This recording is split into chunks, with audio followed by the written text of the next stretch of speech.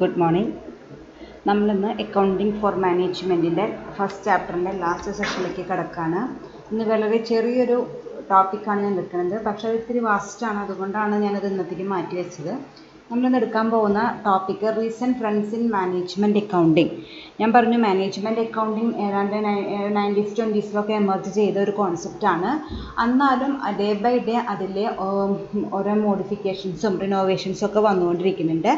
അതിലിപ്പോൾ കോമൺ ആയിട്ട് യൂസ് ചെയ്യുന്ന മാനേജ്മെൻറ്റ് അക്കൗണ്ടിങ് ടെക്നിക്സിൽ കോമൺ ആയിട്ട് യൂസ് ചെയ്യുന്ന റീസെൻ്റായിട്ട് യൂസ് ചെയ്യുന്ന കുറച്ച് മെത്തേഡുകളെ കുറിച്ചാണ് ഞാനിന്നിവിടെ ഡിസ്കസ് ചെയ്യാനായിട്ട് പോണത്. So the topic is recent trends in management accounting. മൊത്തം ടോട്ടലായിട്ട് 9 റീസെൻറ്റ് ട്രെൻഡ്സ് ആണ് നമ്മൾ, അല്ലെങ്കിൽ ലേറ്റസ്റ്റ് മെത്തേഡ്സ് ആണ് ഇവിടെ പഠിക്കാൻ പോണത്. അതിൽ 2 നമ്മൾ ഒരു ചാപ്റ്ററായിട്ട് ഇതിൻ്റെ പഠിക്കുന്നുണ്ട്. നെക്സ്റ്റ് ചാപ്റ്റർ അതാണ് ഞാൻ എടുക്കാൻ പോണത്, അതായിട്ട് പഠിക്കുന്നുണ്ട്. അപ്പോൾ ഇവിടെ നമ്മൾ ബാക്കിയുള്ള 7 ഇവിടെ ഡീറ്റെയിൽ ആയിട്ട് പഠിക്കുക, ബാക്കി 2 നമുക്ക് ആ ചാപ്റ്ററിൽ ഡീറ്റെയിൽ ആയിട്ട് പഠിക്കാം. അതിൽ ഒന്നാമത്തേതെന്ന് പറയുന്നത് റെസ്പോൺസിബിലിറ്റി അക്കൗണ്ടിങ്. ഞാൻ മുമ്പ് ഒരു പ്രാവശ്യം ഇതിനെക്കുറിച്ചൊരു ചെറുത് ബ്രീഫ് ചെയ്തിട്ടുണ്ട്. ഞാനത് പറയാം, അത് അടുത്ത ചാപ്റ്ററാണ് നമ്മളത് പഠിക്കാൻ പോകുന്നത്, അതുകൊണ്ട് നമുക്കത് അടുത്ത ചാപ്റ്ററിൽ ഡീറ്റെയിൽ ആയിട്ട് ഡിസ്കസ് ചെയ്യാം. അപ്പോൾ ഇതവിടെ ജസ്റ്റ് ഒരു പോയിൻ്റായിട്ട് പഠിച്ചാൽ മതി. ഒന്നാമത്തെ റീസെൻറ്റ് ട്രെൻഡായിട്ട് നമുക്ക് പഠിക്കാനുള്ളത് റെസ്പോൺസിബിലിറ്റി അക്കൗണ്ടിങ് ആണ്. ദെൻ രണ്ടാമത്തത് ട്രാൻസ്ഫർ പ്രൈസിങ്. ഇവിടെ ട്രാൻസ്ഫർ പ്രൈസിംഗ് കൊണ്ട് ഉദ്ദേശിക്കുന്നത് it is a pricing system followed by an organisation when goods or services of one division of the organisation are sold to another division of the same organisation. അതായത് നമ്മളിപ്പോൾ suppose ഒരു കമ്പനിയിൽ 2 division ഉണ്ടെന്ന് വിചാരിക്കുക, അല്ലെങ്കിൽ 2 department ഉണ്ട്, അല്ലെങ്കിൽ 2 പ്രൊഡക്റ്റുകൾ പ്രൊഡ്യൂസ് ചെയ്യുന്നുണ്ടെന്ന് വിചാരിക്കുക. അപ്പോൾ അതിലത്തെ ഒരു പ്രൊഡക്റ്റിലത്തെ ഫിനിഷ്ഡ് ഗുഡ്സ് ആണ്, അല്ലെങ്കിൽ ഒരു സെഗ്മെൻറ്റിലത്തെ ഫിനിഷ്ഡ് ഗുഡ്സ് ആണ് മറ്റേ സെഗ്മെൻറ്റിലത്തെ റോ മെറ്റീരിയലായിട്ട് യൂസ് ചെയ്യുന്നത്. അങ്ങനെ ഉപയോഗിക്കുന്ന കമ്പനികൾ ഫോളോ ചെയ്യുന്ന ഒരു മാനേജ്മെൻറ്റ് അക്കൗണ്ടിങ് സിസ്റ്റത്തിനെ വിളിക്കുന്ന പേരാണ് ട്രാൻസ്ഫർ പ്രൈസിങ്. അതായത് സെയിം ഓർഗനൈസേഷൻ തന്നെ ആ സെയിം ഓർഗനൈസേഷനിലത്തെ ഒരു ഡിവിഷൻ്റെ ഫിനിഷ്ഡ് ഗുഡ്സ് ആണ് മറ്റേ ഡിവിഷൻ്റെ റോ മെറ്റീരിയലായിട്ട് യൂസ് ചെയ്യണമെന്ന് വെച്ചാൽ, അപ്പോൾ നമ്മൾ ഫോളോ ചെയ്യുന്ന മെത്തേഡിനെ അല്ലെങ്കിൽ മാനേജ്മെൻറ്റ് അക്കൗണ്ടിങ് ടൂളിനെ വിളിക്കുന്ന പേരാണ് ട്രാൻസ്ഫർ പ്രൈസിങ്. ഒന്നുകൂടി വായിക്കാം.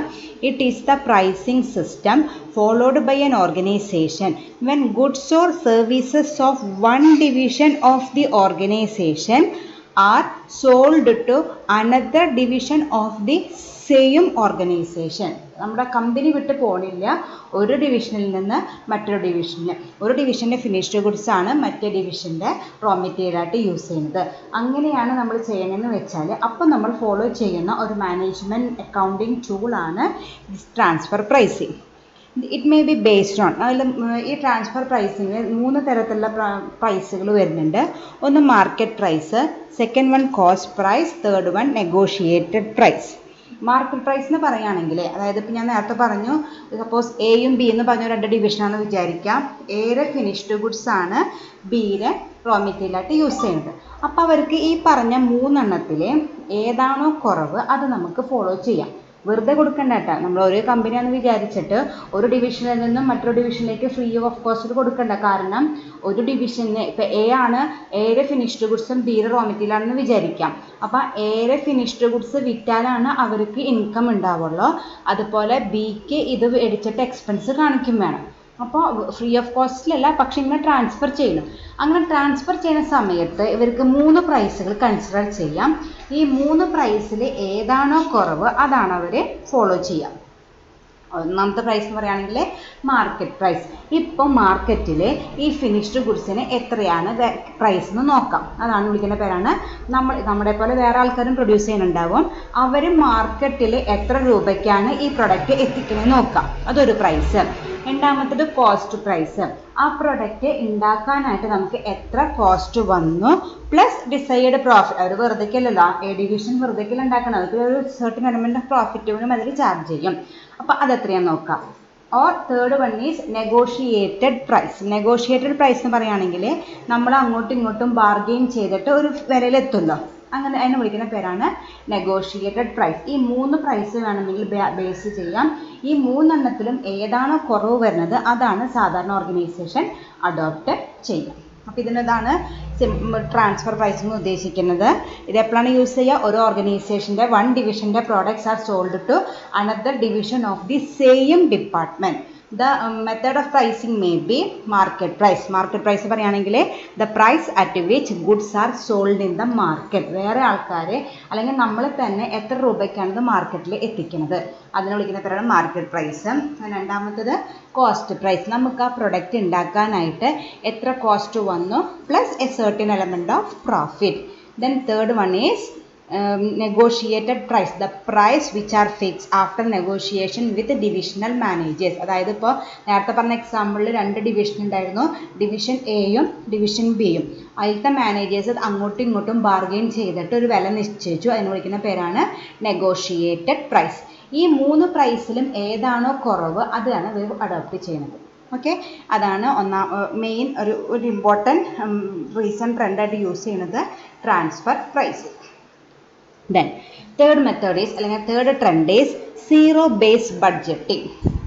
അത് ആ വാക്കുകൾ ശ്രദ്ധിച്ചാൽ നമുക്കറിയാം. സീറോ എന്ന് വെച്ചാൽ സീറോ തന്നെ, നൾ. ദെൻ ബേസ് എന്ന് വെച്ചാൽ the base for the calculation or for the preparation of budgeting. Budget എന്ന് വെച്ചാൽ എസ്റ്റിമേറ്റ് റിഗാർഡിംഗ് ദ ഫ്യൂച്ചർ. അപ്പോൾ ഇവിടെ എന്താ വേർഡ് മീനിങ് എന്താണെന്ന് വെച്ചാൽ budget is zero is taken as base for preparing budget. എന്ന് വെച്ചാൽ സാധാരണ നമ്മൾ ബഡ്ജറ്റൊക്കെ ഉണ്ടാക്കാന്ന് വെച്ചാൽ നമ്മൾ ലാസ്റ്റ് ഇയറിലത്തെ അല്ലെങ്കിൽ പ്രീവിയസ് ഇയേഴ്സിലത്തെ ഡാറ്റ വെച്ചിട്ടാണ് സാധാരണ ഒരു കേസിൽ നമ്മൾ ബഡ്ജറ്റ് പ്രിപ്പയർ ചെയ്യുക. ബഡ്ജറ്റ് എന്താണെന്ന് നമുക്കറിയാം, ഒരു വർഷത്തേക്കുള്ള എസ്റ്റിമേറ്റഡ് എക്സ്പെൻസും ഇൻകത്തിനെയാണ് ബഡ്ജറ്റ് എന്ന് പറയാം. അപ്പോൾ നമ്മളിപ്പോൾ കഴിഞ്ഞ ഏപ്രിൽ തൊട്ട് നമ്മളൊരു ബഡ്ജറ്റ് ഉണ്ടാക്കുമ്പോൾ നമ്മൾ എന്ത് യൂസ് ചെയ്യും? കഴിഞ്ഞ വർഷത്തെയോ അതിന് മുമ്പത്തെ വർഷങ്ങളിലെയോ ബഡ്ജറ്റ് നോക്കി അതിൻ്റെ ബേസിലാണ് നമ്മൾ സാധാരണ ബഡ്ജറ്റ് പ്രിപ്പയർ ചെയ്യാറ്. പക്ഷേ സീറോ ബേസ് ബഡ്ജറ്റിൽ നമ്മളിതൊന്നും നോക്കില്ല. ഒക്കെ നമ്മൾ പുതുതായിട്ട് ഇത്ര ഒരു എസ്റ്റിമേറ്റ് ഉണ്ടാക്കണം, ഇക്കൊല്ലം ഇത്ര എക്സ്പെൻസ് ഉണ്ടാവും, ഇത്ര ഇൻകം ഉണ്ടാവും എന്ന് ഒരു എസ്റ്റിമേറ്റ് ഉണ്ടാക്കുക ചെയ്യേണ്ടത്. അതിന് ബേസായിട്ട് പ്രീവിയസ് ഇയേഴ്സിലത്തെ ബഡ്ജറ്റുകളൊന്നും നമ്മൾ നോക്കുന്നില്ല. അതിനെ വിളിക്കുന്ന പേരാണ് സീറോ ബേസ് ബഡ്ജറ്റിംഗ്. നോക്കാം. Budget for a year is prepared from zero without looking to previous years figures. പണ്ടത്തെ കാര്യങ്ങളൊന്നും നമ്മൾ നോക്കില്ല, ഒക്കെ പുതുത് വെച്ച് നമ്മൾ തുടങ്ങുന്ന ബഡ്ജറ്റിനെ വിളിക്കുന്ന പേരാണ് zero base budgeting. It replaces the conventional budgeting, that is progressive approach. പണ്ട് ഉപയോഗിച്ചിരുന്ന ബഡ്ജറ്റിങ്ങിൻ്റെ പേരാണ് ഈ പ്രോഗ്രസീവ് അപ്രോച്ച്. പ്രോഗ്രസീവ് എന്ന് പറയുകയാണെങ്കിൽ ഇങ്ങനെ ഒരു തുടർച്ച, പ്രോഗ്രസ് നമ്മൾ അരിത്തമെറ്റിക് പ്രോഗ്രഷൻ പഠിച്ചില്ലേ, അതിൽ പ്രോഗ്രസ് എന്ന് പറയുകയാണെങ്കിൽ ഇങ്ങനെ കണ്ടിന്യൂസ് ആയിട്ട് ഇങ്ങനെ വന്നുകൊണ്ടിരിക്കും. കൺവെൻഷനലായിട്ട് അങ്ങനെയായിരുന്നു. ഒന്നിൻ്റെ ഇപ്പോൾ 2018-19 ബഡ്ജറ്റ് എന്തിൻ്റെ ബേസ് ചെയ്തിട്ടാവും? 17-18 ബേസ് ചെയ്തിട്ടാവും. 17-18 ബേസ് ചെയ്തിട്ടുണ്ടാവുക, 16-17 ബേസ് ചെയ്തിട്ടാവും. അങ്ങനെ ഒരു കണ്ടിന്യൂസ് ആയിട്ടാണ് പണ്ടൊക്കെ പോയിരുന്നത്. അതിന് വിളിക്കുന്ന പേരായിരുന്നു പ്രോഗ്രസീവ് അപ്രോച്ച്.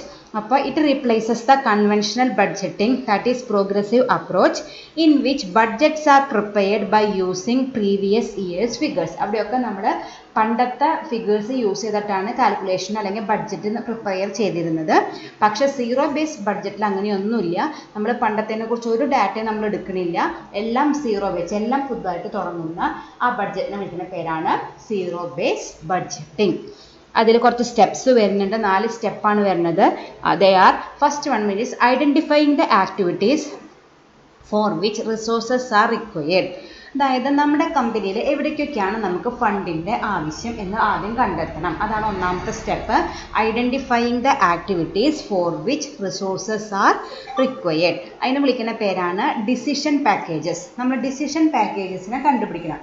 ഡിസിഷൻ പാക്കേജസ് എന്ന് പറഞ്ഞാൽ വേറെ ഒന്നുമല്ല, നമുക്ക് ഏതൊക്കെ ഏരിയയിലാണ് ഫണ്ടിൻ്റെ ആവശ്യമുള്ളത് അതിന് വിളിക്കുന്ന പേരാണ് ഡിസിഷൻ പാക്കേജസ്. അതാണ് ഒന്നാമത്തെ step, identifying the decision packages അല്ലെങ്കിൽ identifying the activities for which resources are required. ഒന്നാമത്തെ സ്റ്റെപ്പ് കഴിഞ്ഞു. രണ്ടാമത്തെ സ്റ്റെപ്പ് എന്ന് പറയുന്നത് cost benefit analysis of decision packages. അങ്ങനെ ഒന്നാമത്തെ സ്റ്റെപ്പിൽ നമ്മൾ എന്ത് കണ്ടുപിടിച്ചു? കുറേ ഡിസിഷൻ പാക്കേജുകൾ കണ്ടുപിടിച്ചു. ആ ഡിസിഷൻ പാക്കേജുകളുടെ കോസ്റ്റ് ബെനിഫിറ്റ് അനാലിസിസ് നോക്കുക. കോസ്റ്റ് ബെനിഫിറ്റ് എന്ന് വെച്ചാൽ എത്ര കോസ്റ്റ് വരും, എത്ര ചിലവ് വരും, എത്ര ബെനിഫിറ്റ് ഉണ്ടാവും, എത്ര ഇൻകം ഉണ്ടാവും എന്നൊരു കമ്പാരിറ്റീവ് സ്റ്റഡി നടത്തുക. അതാണ് രണ്ടാമത്തെ സ്റ്റെപ്പായിട്ട് വരുന്നത്, cost benefit analysis of the decision packages. Third one is ranking the decision packages in the order of profitability. ലാഭത്തിൻ്റെ, അതായത് നമ്മൾ രണ്ടാമത്തെ സ്റ്റെപ്പിലെ കോസ്റ്റ് ബെനിഫിറ്റ് നടത്തിയല്ലോ, അതിന് നമ്മൾ റാങ്ക് കൊടുക്കുക. അതായത് ഏതിനാണോ കോസ്റ്റ് കുറവും ബെനിഫിറ്റ് കൂടുതലും അതിന് 1 കൊടുക്കുക, അതിൻ്റെ താഴെ വരുന്നതിന് 2 കൊടുക്കുക. ഏത് കുറയണം? കോസ്റ്റ് കുറഞ്ഞ് ബെനിഫിറ്റ് അതാണ് കമ്പനിക്ക് നല്ലത്. അപ്പോൾ ഏത് മെത്തേഡിനാണോ അല്ലെങ്കിൽ ഏത് ഡിസിഷൻ പാക്കേജിലാണോ നമുക്ക് കോസ്റ്റ് കുറഞ്ഞിട്ടും ബെനിഫിറ്റ് കൂടിയിട്ടും കിടക്കുന്നത് അത് നമ്മൾ സെലക്ട് ചെയ്യുക. അതിന് റാങ്ക് കൊടുക്കുക. ഏറ്റവും കോസ്റ്റ് കുറഞ്ഞതിന് 1 കൊടുക്കുക, ദെൻ അങ്ങോട്ട് താഴോട്ട് പോകും. അതാണ് മൂന്നാമത്തെ സ്റ്റെപ്പായിട്ട് വരുന്നത്. നാലാമത്തെ സ്റ്റെപ്പ് എന്ന് പറയുന്നത് allocating the resources based on ranking. നമുക്ക് ചിലപ്പോൾ എല്ലാ ഡിസിഷൻ പാക്കേജും സാറ്റിസ്ഫൈ ചെയ്യാനായിട്ട് നമ്മളുടെ കയ്യിൽ ഫണ്ട് ഉണ്ടാവണമെന്നില്ല. അപ്പോൾ ഫസ്റ്റ് കൊടുത്ത ഡിസിഷൻ പാക്കേജിന് ആദ്യം ഫുൾ എമൗണ്ട് കൊടുക്കുക, ദെൻ സെക്കൻഡിന് കൊടുക്കുക, ദെൻ തേർഡിന് കൊടുക്കുക. ചിലപ്പോൾ ലാസ്റ്റത്തിന് ഫണ്ട് ഉണ്ടെങ്കിൽ അത് ഇപ്പോൾ കുറച്ച് നാളത്തേക്ക് നമുക്കത് പോസ്റ്റ്പോൺ ചെയ്തേണ്ടതായിട്ട് വരും. അപ്പോൾ ഇങ്ങനെയാണ് സീറോ ബേസ് ബഡ്ജറ്റിങ്ങിൽ നമ്മൾ പ്രിപ്പയർ ചെയ്യുന്നത്. ഒന്നാമത്തിൽ നമ്മൾ ആദ്യം ഡിസിഷൻ പാക്കേജസ് കണ്ടുപിടിക്കണം, ദെൻ കോസ്റ്റ് ബെനിഫിറ്റ് അനാലിസിസ് കണ്ടെത്തുക, റാങ്ക് ചെയ്യുക, പ്രയോറിറ്റി വൈസിൽ ഫ്രം ദി ടോപ്പ് അവർക്ക് റിസോഴ്സസ് അലോട്ട് ചെയ്ത് കൊടുക്കുക. അപ്പോൾ ഇതാണ് സീറോ ബേസ് ബഡ്ജറ്റിംഗ്. അപ്പോൾ ഈ സ്ലൈഡിൽ നമ്മൾ ആദ്യത്തെ 3 പഠിച്ചത്. ഫസ്റ്റ് വൺ നമ്മൾ ഡീറ്റെയിൽ ആയിട്ട് പഠിക്കാൻ പോകുന്നുള്ളൂ, റെസ്പോൺസിബിലിറ്റി അക്കൗണ്ടിങ് നെക്സ്റ്റ് ചാപ്റ്ററിൽ പഠിക്കാം. സെക്കൻഡ് വൺ ട്രാൻസ്ഫർ പ്രൈസിങ്, ഒരേ കമ്പനിയിലെ തന്നെ ഒരു ഡിവിഷൻ്റെ ഫിനിഷ്ഡ് ഗുഡ്സ് മറ്റേ ഡിവിഷൻ്റെ റോ മെറ്റീരിയൽ ആയിട്ട് യൂസ് ചെയ്യുമ്പോൾ എങ്ങനെയാണ് പ്രൈസ് ഫിക്സ് ചെയ്യുന്നത്. ദെൻ സീറോ ബേസ് ബഡ്ജറ്റിംഗ്, നമ്മൾ പ്രീവിയസ് ഇയേഴ്സിൻ്റെ ഫിഗേഴ്സ് യൂസ് ചെയ്യാണ്ട് ഫ്രഷ് ആയിട്ടൊരു ബഡ്ജറ്റ് പ്രിപ്പയർ ചെയ്യുന്നതാണ് സീറോ ബേസ് ബഡ്ജറ്റിംഗ് എന്ന് പറയുന്നത്. നാലാമത്തേതാണ് പെർഫോമൻസ് ബഡ്ജറ്റിംഗ്. പെർഫോമൻസ് ബഡ്ജറ്റിംഗ് എന്ന് പറയുകയാണെങ്കിൽ നമുക്ക് ആ മീനിങ് ഒന്ന് ആദ്യം വായിച്ചു നോക്കാം. It is a system of budgeting based on functions, programmes and activities of an organisation. അതായത് അതിനേക്കാളും മുമ്പ് ലാസ്റ്റ് സെൻറ്റൻസ് ഒന്ന് വായിക്കാം. It is used as A tool four evaluating the performance of a company. ഒരു കമ്പനിയുടെ പെർഫോമൻസ്, അവരുടെ activities measure ചെയ്യാനായിട്ട് management അക്കൗണ്ടിങ്ങിൽ recent ആയിട്ട് യൂസ് ചെയ്യുന്ന ഒരു ടൂളാണ് പെർഫോമൻസ് ബഡ്ജറ്റിംഗ് എന്ന് പറയുന്നത്. അതിൽ നമ്മൾ ഒരു കമ്പനിയുടെ ഫങ്ഷൻസ്, അവർ ഒരു ഫിനാൻഷ്യൽ ഇയറിൽ എന്തെല്ലാം കാര്യങ്ങൾ നടത്തി, അവരുടെ പ്രോഗ്രാംസ് എന്തൊക്കെയായിരുന്നു, അവരുടെ ആക്ടിവിറ്റീസ് എന്തൊക്കെയായിരുന്നു എന്ന് ഇവാലുവേറ്റ് ചെയ്യുന്ന ഒരു റീസെൻ്റ് ആയിട്ടുള്ളൊരു ടൂളിനെ വിളിക്കുന്ന പേരാണ് performance budgeting. It consider both physical and financial activities. രണ്ടും നമ്മൾ നോക്കുന്നുണ്ട്. ഫിസിക്കലായിട്ട് മാനുവലായിട്ട് ചെയ്യുന്ന എല്ലാ കാര്യങ്ങളും, അതുപോലെ എംപ്ലോയീസ് ചെയ്യുന്ന ഹ്യൂമൻ റിസോഴ്സസ് ചെയ്യുന്ന എല്ലാ കാര്യങ്ങളും നോക്കുന്നുണ്ട്. ഫിനാൻഷ്യൽ, രണ്ടിലും പെർഫോമൻസ് ഉണ്ടാവണം. ഒരു ഏരിയ ഫെയിലായിട്ട് ഒരു ഏരിയ സക്സസ് ആയിട്ട് കാര്യമില്ല. അപ്പോൾ ഫിനാൻഷ്യലും ഫിസിക്കലും നോക്കിയിട്ട് അതിൻ്റെ പെർഫോമൻസ് ഇവാലുവേറ്റ് ചെയ്യുന്ന ഒരു ടെക്നിക്കിനെ വിളിക്കുന്ന പേരാണ് പെർഫോമൻസ് ബഡ്ജറ്റിംഗ്. അതിൽ നമ്മൾ ഒരു കമ്പനി ഒരു ഫിനാൻഷ്യൽ ഇയറിൽ എന്തെല്ലാം കാര്യങ്ങൾ ചെയ്തു, എന്തെല്ലാം പ്രോഗ്രാംസ് ചെയ്തു, എന്തെല്ലാം ആക്ടിവിറ്റീസ് ചെയ്തു, അതിനൊക്കെ നമുക്ക് തന്നെ അറിയാം. നമ്മുടെ കോളേജിൽ തന്നെ പല കാര്യങ്ങളും ഓരോ ഡിപ്പാർട്ട്മെൻറ്റ് ഒരു വർഷം കഴിയുമ്പോൾ ഒരു ഇവാലുവേഷൻ നടത്തും. കഴിഞ്ഞൊരു വർഷം ഇന്ന ഡിപ്പാർട്ട്മെൻറ്റ് എന്തെല്ലാം കാര്യങ്ങൾ നടത്തി, അതിനനുസരിച്ച് അവരുടെ പെർഫോമൻസ് ഇവാലുവേഷൻ നടത്തും. That includes both academic and non academic. Academic മാത്രമല്ല നോക്കുക, നോൺ അക്കാദമിക്കും നോക്കും. അതുപോലെ തന്നെ ഒരു കമ്പനിയുടെ പെർഫോമൻസ് ഇവാലുവേറ്റ് ചെയ്യാനായിട്ട് ഒരു വർഷം എടുക്കുക. ആ വർഷം അവർ ചെയ്ത മെയിൻ ഇമ്പോർട്ടൻറ്റ് കാര്യങ്ങൾ എന്തൊക്കെയാണ്, നല്ല നല്ല കാര്യങ്ങൾ ചെയ്തിട്ടുണ്ടോ, അവർക്ക് പ്രോഗ്രസ് ഉണ്ടായിട്ടുണ്ടോ, അതൊക്കെ നോക്കുക. അതിൽ ആ കമ്പനിയുടെ എല്ലാ കാര്യങ്ങളും നോക്കി പ്രിപ്പയർ ചെയ്യുന്നതിന് വിളിക്കുന്ന പേരാണ് performance budgeting. It is a tool four evaluating the performance of a company. ഒരു കമ്പനിയുടെ പെർഫോമൻസ് ഇവാലുവേറ്റ് ചെയ്യാനായിട്ട് ഉപയോഗിക്കുന്ന ഒരു ടൂളാണ്. ഓക്കെ, അതാണ് fourth one. Then fifth one is value analysis and value engineering. Value analysis and value engineering. അത് നമുക്ക് രണ്ടായിട്ട് തന്നെ പഠിക്കണം. ആദ്യത്തേത് നോക്കാം, value analysis. It is used four improving the performance of a company. നേരത്തെ നമ്മുടെ പെർഫോമൻസ് ബഡ്ജറ്റിലെ പെർഫോമൻസ് ഇവാലുവേഷൻ മാത്രം നടത്തുന്നുള്ളൂ. അതിനെക്കുറിച്ചൊന്നുമില്ല, നന്നായിട്ട് വർക്ക് ചെയ്തു വർക്ക് ചെയ്തില്ലേ എന്ന് മാത്രമേ ഫോർത്തിലെ പെർഫോമൻസ് ബഡ്ജറ്റിൽ നമ്മൾ നോക്കണുള്ളൂ.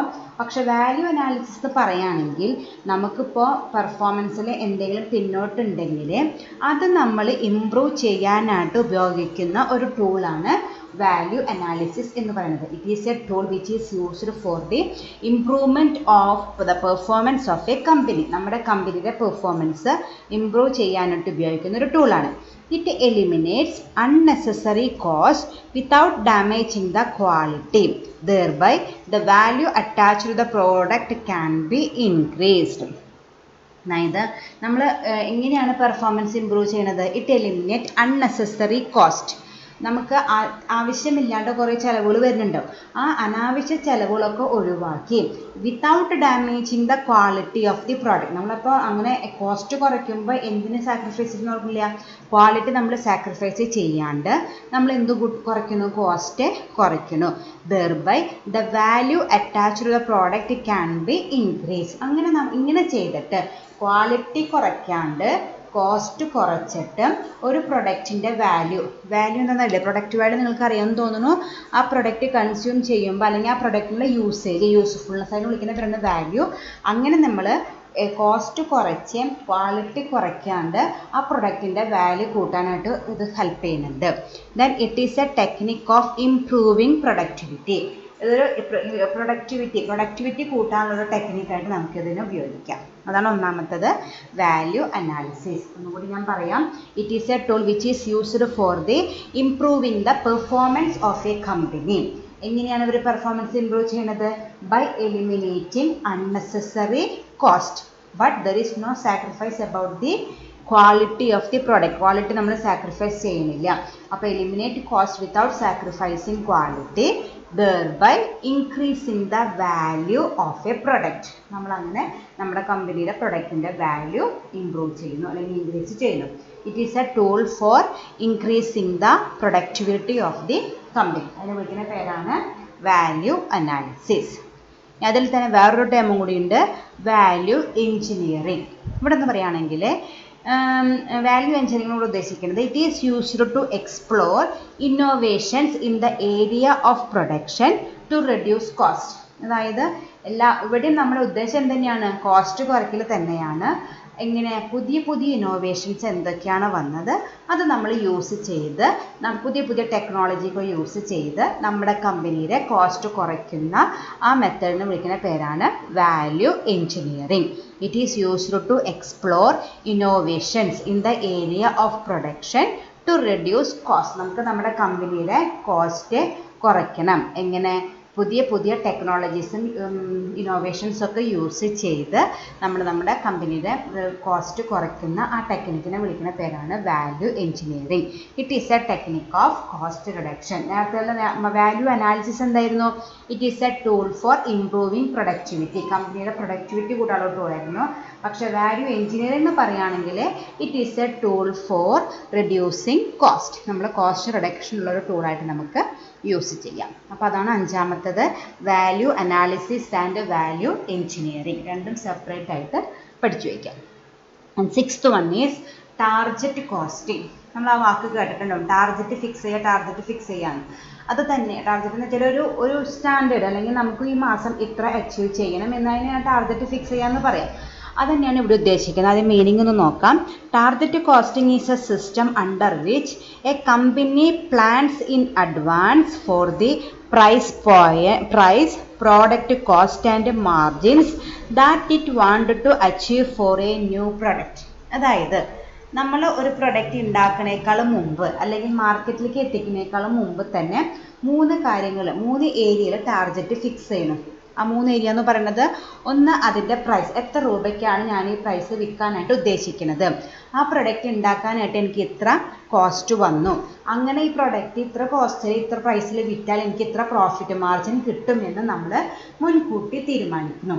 ദെൻ ഇനി എന്ത് ചെയ്യണം? അടുത്ത പോയിന്റ് ഒന്ന് വായിച്ചു നോക്കാം. If it cannot manufacture a product at this planned level, then it cancel the design project entirely. അപ്പോൾ നമ്മളിങ്ങനെ ഫിക്സ് ചെയ്തു, 3 ഏരിയയിൽ നമ്മൾ ടാർഗറ്റ് ഫിക്സ് ചെയ്തിട്ടുണ്ടായിരുന്നു. ഏരിയകൾ ഏതൊക്കെയായിരുന്നു? ഒന്ന് പ്രൈസ്, രണ്ടാമത്തത് അതിൻ്റെ കോസ്റ്റ്, മൂന്നാമത്തത് അതിൻ്റെ മാർജിൻ. ഇങ്ങനെയൊക്കെ പ്ലാൻ ചെയ്തിട്ടാണ് നമ്മളിത് സെല്ലിങ് തുടങ്ങിയത്. സെല്ല് ചെയ്തപ്പോൾ ഇതൊന്നും നമുക്ക് അച്ചീവ് ചെയ്യാൻ പറ്റണില്ലെങ്കിൽ ഇത് ഈ ടാർഗറ്റ് കോസ്റ്റിങ്ങിൽ ആ പ്രൊപ്പോസൽ മൊത്തത്തിൽ അങ്ങനെ ക്യാൻസൽ ചെയ്ത് വീണ്ടും പുതിയൊരു പ്രൊപ്പോസൽ ഉണ്ടാക്കും. അതിന് വിളിക്കുന്ന പേരാണ് ടാർഗറ്റ് കോസ്റ്റിംഗ്. ഒന്നുകൂടി ഞാൻ പറഞ്ഞുതരാം. നമ്മൾ ആക്ച്വലായിട്ട് വിൽക്കണേക്കാളും മുമ്പ് തന്നെ ഇത്ര പ്രൈസിന് ഞാൻ വിൽക്കാനായിട്ട് ഉദ്ദേശിക്കുന്നു, അതിന് ഇത്ര റുപ്പീസ് എനിക്ക് കോസ്റ്റ് വരും, അങ്ങനെ നമുക്ക് ഇത്ര രൂപ നമുക്ക് പ്രോഫിറ്റ് മാർജിൻ ഏൺ ചെയ്യാം എന്നൊരു നമ്മൾ ടാർഗറ്റ് ഫിക്സ് ചെയ്യണം. അത് കഴിഞ്ഞിട്ട് നമുക്ക് ഈ ടാർഗറ്റ് ഒന്നും അച്ചീവ് ചെയ്യാൻ പറ്റിയില്ലെങ്കിൽ ആ പ്രൊപ്പോസൽ നമ്മൾ മൊത്തത്തിൽ ഒഴിവാക്കി വേറൊരു പ്രൊപ്പോസൽ നമ്മൾ അഡോപ്റ്റ് ചെയ്യും. അതിനെ വിളിക്കുന്ന പേരാണ് target costing. It is a system under which a company plans in advance about the price, cost and margins that it want to achieve for a new product. ഒരു പുതിയ പ്രൊഡക്റ്റ് ഉണ്ടാക്കുമ്പോൾ ഞാൻ ഇന്ന ഇത്ര രൂപ പ്രോഫിറ്റ് ഉണ്ടാക്കും, ഇത്ര രൂപ കോസ്റ്റ് വരും, ഇത്ര രൂപയ്ക്ക് ഞാനത് വിൽക്കും എന്നൊരു പ്ലാൻ ഉണ്ടാക്കണം. If it cannot manufacture a product at these planned level, ഇത് പ്ലാൻ ചെയ്തൊന്നും നടന്നില്ലെങ്കിൽ it cancel the design project entirely. നമ്മൾ ഈ പ്രൊപ്പോസൽ വിട്ടിട്ട് വേറെ പ്രൊപ്പോസൽ നമ്മൾ ഉണ്ടാക്കും. അതിന് വിളിക്കുന്ന പേരാണ് ടാർഗറ്റ് കോസ്റ്റ്. അപ്പം നമ്മളിതിൽ 3 ട്രെൻഡ്സാണ് പഠിച്ചത്. Performance budgeting, evaluating the performance of a company. രണ്ടാമത്തത് value analysis and value engineering. Value analysis എന്ന് പറയുകയാണെങ്കിൽ improving the performance of the company. Value എഞ്ചിനീയറിംഗിൽ പറയുകയാണെങ്കിൽ use new technologies to reduce cost. Then മൂന്നാമത്തെ പഠിച്ചത് ടാർഗറ്റ് കോസ്റ്റിംഗ് ആണ്. We will fix a target in the area like price, profit and cost. If it was not able to produce at this plan level, the entire project is rejected. അങ്ങനെ 3 trends നമ്മൾ ഇതിൽ പഠിച്ചു. അടുത്തായിട്ട് നമുക്ക് പറയാനുള്ളത് activity based costing. ഷോർട്ടായിട്ട് പറയുകയാണെങ്കിൽ ABC. നമ്മൾ FM ഒരു ABC പഠിച്ചു. ഓൾവേസ് ബെറ്റർ കൺട്രോൾ പഠിച്ചിട്ടുണ്ട്. അത് FM-ലത്തെ ABC. ഇവിടെ ഉദ്ദേശിക്കുന്ന ABC ആക്ടിവിറ്റി ബേസ്ഡ് കോസ്റ്റിംഗ് ആണ്. അതൊരു ടൈപ്പ് ഓഫ് കോസ്റ്റിംഗ് ആണ്. അത് നമ്മൾ നെക്സ്റ്റ് ചാപ്റ്ററിൽ ഡീറ്റെയിൽ ആയിട്ട് പഠിക്കുന്നുണ്ട്, അപ്പോൾ പഠിക്കാം. അപ്പോൾ ഇവിടെ ജസ്റ്റ് ഒരു പോയിൻ്റായിട്ട് നമ്മൾ നോട്ട് ചെയ്താൽ മതി. ABC ആക്ടിവിറ്റി ബേസ്ഡ് കോസ്റ്റിംഗ്, അതാണ് 7th one. Then 8th one is life cycle costing. നിങ്ങൾ മാർക്കറ്റിങ്ങിൽ പഠിച്ചിട്ടുണ്ടാവും ഒരു പ്രൊഡക്റ്റിൻ്റെ ലൈഫ് സൈക്കിൾ എന്ന് പറയുന്നത് എന്തൊക്കെയായിരിക്കും. First introduction, then growth, then maturity, then saturation, then declining. ഇതൊരു സാധാരണ ഒരു നോർമൽ പ്രൊഡക്റ്റിന് ഉണ്ടാവുന്ന ഒരു ഡിഫറെൻറ്റ് സ്റ്റേജസ് ആണ്. ഇൻട്രൊഡക്ഷൻ സ്റ്റേജ് ഉണ്ടാവും, ദെൻ ഗ്രോത്ത് ഉണ്ടാവും, ദെൻ മെച്യൂരിറ്റി ആവും, ദെൻ സാച്ചുറേഷൻ ആവും, then it began to decline. ഇതാണ് മെയിനായിട്ടും വരുന്ന life cycle of a product. ഇങ്ങനെ ഓരോ ലൈഫ് സൈക്കിളിലും ഇതിൽ എന്തുണ്ടാവും, കോസ്റ്റുകൾ ഉണ്ടാവും. അപ്പോൾ അതിന് വേണ്ടിയിട്ട് ആ കോസ്റ്റുകളൊക്കെ റെഡ്യൂസ് ചെയ്യാനായിട്ട് ഉപയോഗിക്കുന്ന ഒരു ടൈപ്പ് ഓഫ് കോസ്റ്റിങ്ങിനെ വിളിക്കുന്ന പേരാണ് ലൈഫ് സൈക്കിൾ കോസ്റ്റിംഗ്. അത് നമുക്ക് മീനിങ് ഒന്ന് നോക്കാം. It is the accumulation of cost for activities that arise during the life cycle of a product. ഞാൻ പറഞ്ഞ ഒരു പ്രൊഡക്റ്റിൻ്റെ ലൈഫ് സൈക്കിളിൽ പല സൈക്കിളിലും ഫസ്റ്റ് സ്റ്റേജായ ഇൻട്രൊഡക്ഷൻ സ്റ്റേജിൽ കുറേ അധികം എക്സ്പെൻസുകൾ വരും, കുറേ കോസ്റ്റുകൾ വരും. ഗ്രോത്ത് ഡെവലപ്മെൻറ്റിന് വേണ്ടിയിട്ടും വരും, അടുത്ത സ്റ്റേജിൽ വരും. അങ്ങനെ ഈ 5 സ്റ്റേജിലും വരുന്ന എല്ലാ കോസ്റ്റുകളുടെയും അക്യുമുലേഷൻ എന്ന് വെച്ചാൽ ഒരു sum up. It is the accumulation of cost for activities that arises during the life cycle of a product. ഒരു പ്രൊഡക്റ്റിൻ്റെ ലൈഫ് സൈക്കിളിൽ വരുന്ന എല്ലാ കോസ്റ്റുകളുടെയും ഒരു സമ്മപ്പിനെ വിളിക്കുന്ന പേരാണ് ലൈഫ് സൈക്കിൾ. അങ്ങനെ ചെയ്യുന്നതിനെ വിളിക്കുന്ന പേരാണ് life cycle costing. It helps to control the cost that may arises during the life cycle stage. അപ്പോൾ ഇങ്ങനെ നമ്മൾ ഒരു ഐഡിയ ഉണ്ടെങ്കിൽ നമുക്ക് ഏതൊക്കെ ഏരിയയിലാണ് കോസ്റ്റ് കൂടുന്നത്, ആ ഏരിയയിലത്തെ കോസ്റ്റ് കുറയ്ക്കാൻ എന്തൊക്കെയാണ് വഴികളെന്ന് നമുക്കൊരു അനാലിസിസ് നടത്താനായിട്ട് പറ്റും. അല്ലെങ്കിൽ ഇപ്പം മൊത്തം ഒരു പ്രൊഡക്റ്റിൻ്റെ കോസ്റ്റ് എന്ന് പറയാൻ നമ്മൾ അറിയില്ല, അത് ഓരോ സ്റ്റേജിലും ഇത്ര വന്ന് നമുക്ക് കൃത്യമായിട്ട് അറിയില്ല. പക്ഷേ ലൈഫ് സൈക്കിൾ കോസ്റ്റിംഗ് നടത്തുകയാണെങ്കിൽ ഇൻട്രൊഡക്ഷൻ സ്റ്റേജിൽ ഇത്ര വന്നു, അടുത്ത സ്റ്റേജിൽ ഇത്ര വന്നു, അങ്ങനെ കൃത്യമായിട്ട് അറിയാം. എന്നിട്ട് ഈ 5 സ്റ്റേജുകളിലും ഏത് സ്റ്റേജിലാണ് നമുക്ക് കൂടുതൽ എക്സ്പെൻസ് വന്നേക്കുന്നത്, ആ എക്സ്പെൻസ് കുറയ്ക്കാൻ എന്താണ് മാർഗമെന്ന് നമുക്ക് കണ്ടെത്തി അവിടെ മാത്രം ഫോക്കസ് ചെയ്യാം. മറ്റേതാണെങ്കിൽ നമുക്കൊരു ഐഡിയ ഇല്ല, എവിടെയാണ് നമുക്ക് കാശ് കൂടുന്നത് നമുക്കൊരു ഐഡിയ ഇല്ല. പക്ഷെ നമ്മളിങ്ങനെ ലൈഫ് സൈക്കിൾ കോസ്റ്റിംഗ് നടത്തുകയാണെങ്കിൽ ഓരോ സ്റ്റേജിലത്തെയും എക്സ്പെൻസും അതിൻ്റെ ആക്ടിവിറ്റീസിനെ കുറിച്ച് കൃത്യമായിട്ടൊരു ഐഡിയ ഉണ്ടാവും. അതിനെ ബേസ് ചെയ്തിട്ട് നമുക്ക് കറക്റ്റായിട്ട് പ്ലാൻ ചെയ്ത് കോസ്റ്റ് കൺട്രോൾ ടെക്നിക്ക് മെഷേഴ്സ് നമുക്ക് അഡോപ്റ്റ് ചെയ്യാനായിട്ട് പറ്റും. അപ്പോൾ അതിനെ വിളിക്കുന്ന പേരാണ് life cycle costing. Accumulation of cost for all activities that arises during the different stages of a life cycle of a product like introduction, growth, maturity, saturation and decline. ഈ 5 സ്റ്റേജിലും വരുന്ന എല്ലാ കോസ്റ്റുകളുടെയും സമ്മപ്പ് അതിന് മെഷേഴ്സും ഉണ്ട്. അതാണ് life cycle costing. Last one is quality costing. ഏറ്റവും ലാസ്റ്റത്തെയാണ് നമ്മൾ പഠിക്കാൻ പോകുന്നത്, ക്വാളിറ്റി കോസ്റ്റിംഗ്. അതിലെന്താ മെഷർ ചെയ്യണമെന്ന് വെച്ചാൽ, വേർഡ് നമുക്കറിയാം ക്വാളിറ്റി, അതിൻ്റെ എക്സ്പെൻസ് തന്നെയാണ്. It measures the cost incurred four improving the quality of A product. നമുക്കറിയാം നമ്മുടെ പ്രൊഡക്റ്റ് നിലനിന്ന് പോകണമെങ്കിൽ നമുക്ക് നല്ല ക്വാളിറ്റിയുള്ള പ്രൊഡക്റ്റ് റീസണബിൾ പ്രൈസിൽ നമുക്ക് കൊടുക്കാൻ പറ്റിയാൽ നമുക്ക് നമ്മുടെ ഇന്നത്തെ മാർക്കറ്റിൽ നിലനിന്ന് പോകാനായിട്ട് പറ്റുള്ളൂ. അപ്പോൾ അതിന് വേണ്ടിയിട്ട് യൂസ് ചെയ്യുന്ന ഒരു കോസ്റ്റിങ്ങിനെ വിളിക്കുന്ന പേരാണ് quality costing. It measures the cost incurred four improving the quality of A product. നമുക്ക് എങ്ങനെയൊക്കെയാണ് ഒരു പ്രൊഡക്റ്റിൻ്റെ ക്വാളിറ്റി ഇംപ്രൂവ് ചെയ്യാനായിട്ട് ഏതൊക്കെ കോസ്റ്റുകളാണ് വരുന്നത് എന്നുള്ളൊരു അനാലിസിസിനെ വിളിക്കുന്ന പേരാണ് ക്വാളിറ്റി കോസ്റ്റിംഗ്. ക്വാളിറ്റി കോസ്റ്റ് തന്നെ 4 ടൈപ്സ് ഉണ്ട്. ഇത് തന്നെ നിങ്ങൾ നമ്മുടെ എമർജിങ് ട്രെൻഡ്സിൽ ലാസ്റ്റ് ചാപ്റ്ററിൽ പഠിക്കുന്നുണ്ട്. പക്ഷേ ഇവിടെ ജസ്റ്റ് ഒരു ഐഡിയ നിങ്ങൾ ഉണ്ടാക്കി വെച്ചാൽ മതി. ഡീറ്റെയിൽ ആയിട്ട് നമുക്ക് എമർജിങ് ട്രെൻഡ്സിൽ പഠിക്കാം. മെയിനായിട്ട് 4 തരത്തിലുള്ള ക്വാളിറ്റി കോസ്റ്റുകളാണുള്ളത്. Prevention cost, appraisal cost, internal failure cost, external failure cost. ഒന്നാമത്തത് പ്രിവെൻഷൻ കോസ്റ്റ്. പ്രിവെൻറ്റ് ചെയ്യാന്ന് വെച്ചാൽ ഉണ്ടാവാതെ സൂക്ഷിക്കുക, അത് തന്നെയാണ് പറയുന്നത്. It is the cost incurred for preventing poor quality.